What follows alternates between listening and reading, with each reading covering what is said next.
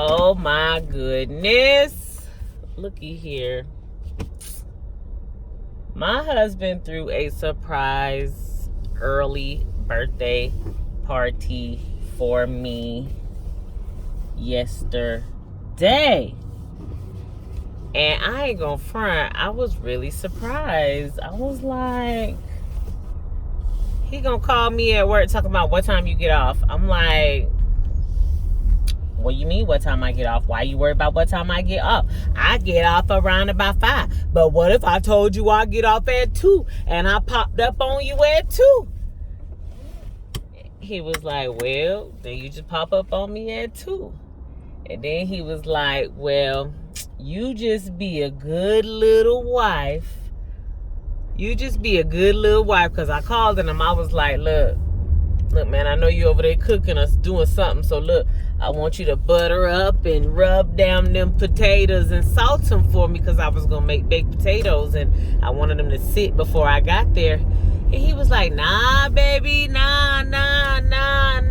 We good. We got this under control. I was like, okay. So we can't have no potatoes. Whatever. But look, because of some things that have happened in our past, our most recent past in our relationship, when he called me talking about what time you get home, how come I can't ask you what time you coming home and then you tell me and that just be that, it just don't be no extra questions. Like, boy, stop. Every human being that you ask that is gonna say, wow, what's up? You good? You need something? We need to be somewhere, da-da-da-da-da. Nobody calls and asks that question for no reason. So I'm like, what's up? What you need? Da-da-da. He like, why can't I just call you and ask you what time you get off and it just be that? You know what I'm saying? And I was like, this is feeling uncomfortable. You know what? Why can't I ask what's going on? I'm like, so are you doing a surprise for me or something? And he's like, look, man, I just asked you. I need to know. You told me, look, I got to go. I'm at work. Like, let me figure out how to get up out of here real quick and get home and see what's going on. And I was so anxious, and I went in the bathroom and I was like, Lord, if my husband is trying to plot and do something he ain't got no business doing, Jesus, today I'm going to put it in your hands because I don't have time for this. I just took up a little more responsibility with this choir director thing, and I'm still running my business and being a mommy and a wife. And I was like, you know what, Lord, if it's something going on, Jesus, you expose it to me, Lord. You tell me what's going on, God. And if there's something in this marriage that's happening that should not be happening, God, and it's hurting me, Lord, expose me to my danger so that I know what I need to do. And I said, Lord, if he is doing some infidelity or anything like that, God, if you expose it to me this time, I'll leave, Jesus. Just, I just can't be, I'm trying to be committed to this dang on marriage. Just can't be taking any and everything but for so much longer, And so anyway, bear in the forest. So I get home. I'm in the bathroom praying to Jesus about my husband and what he might be doing. I get home. After a while, after I prayed, my feeling of nervousness of my husband doing something he didn't have no business doing went away. I prayed on it. I said, Lord, it's all yours. And I just made myself start focusing on other things that I needed to do within like the salon and stuff. And I get home. I stopped by the beauty supply store. I didn't rush home or nothing. I was like, nah, I'm not going to do that today. I stopped by the beauty supply store. Got some beauty supplies for the salon. Got home. As soon as I walked through the door, here come my little 3-year-old. Mommy, what are you doing here, Mom? Mom, we got a cake for you, Mom. Mom, we got a cake for you. If they tell my MJ, be quiet. It's June 14th. I'm like, why they got me a cake? I ain't say nothing. It's a whole bunch of food cooking. He cooking ribs, fish, chicken, hot dogs, rice, green beans, shrimp. I said,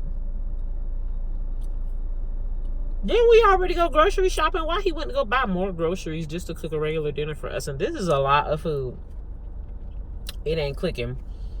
So I'm sitting at the table for a couple hours doing my choir stuff, you know, getting my songs together.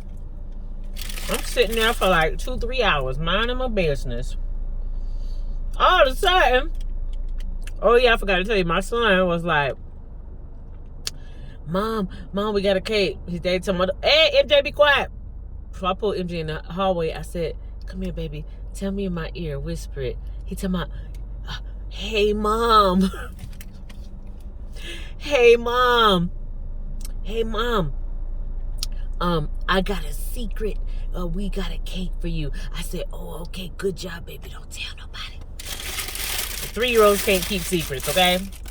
So anyways, that was hilarious. So then I go, and they could have gave me extra bacon since I ain't get no egg. I go in the room, do my thing. I'm at the table, the dining room table, doing my music. Here come Ariana popping up. I'm like, what Ariana doing popping up at my house? I don't like pop-ups, you know? Let me know what's good. They popping up on me. What's up with you? She came to my door. I said, well, you're welcome, but what you doing at my house? As in, I love you, but why you popped up over here? She was saying, you know, you part of my inner circle now, girl, so I'm going to be popping up on you sometimes. In my head, I'm like, you better unpop. Don't be popping up over here. I got shit to do. Come up over here and hear some stuff you ain't got no business hearing. So anyway, it's all love. So I'm like, come on in, girl. You want something to drink? You want something to eat? Michael cooking a lot of food, so you can come in and get something to eat. I'm like, oh my goodness, MJ's gonna be so happy. Nairobi's here. Going through all of this, I ain't thinking nothing of it. My husband comes over, he tickling me. I said, cut it out. That's enough. I'm not catching on. So then, we sitting there. My sister-in-law roll up. I said, what is going on here? What is this? What's all of this? Why these people here? My birthday ain't till July 14th. My brother and his son roll up. I said, what is going on? You know? So, my husband told my bad. I just wanted to surprise you. And do something really nice. And I just wanted to surprise you and do something really nice. You know, to let you know that you are appreciated. And this is like your pre-celebration for your birthday. I know you got your big thing coming up in July. And I was like, boy, stop. You should not have. I mean, you should. I appreciate you. I'm glad you did this because I like surprises. But you shouldn't have. Oh, my. I was surprised. I was surprised. I really, really was. It was a nice little get-together. The moral of the story is, every time this man asks me what time I get off of work, don't mean he doing nothing. But why I gotta be a secret? Anyways, I'ma eat this burrito. Just went to the Nico spot. He told me my burrito was gonna be $12.60 with my Jamaica juice. That thing ended up being $13.10. I said, sir, you told me $12.60. He was like, I don't know. Maybe they charge for a card or something. I'm sorry. I said, it's all good. That was your tip. Anyway, it was a good time last night. I appreciate my family coming through. You know, it was just a small little gathering, and it made me feel loved and appreciated. So, good job, Mr. Beckford. Good job.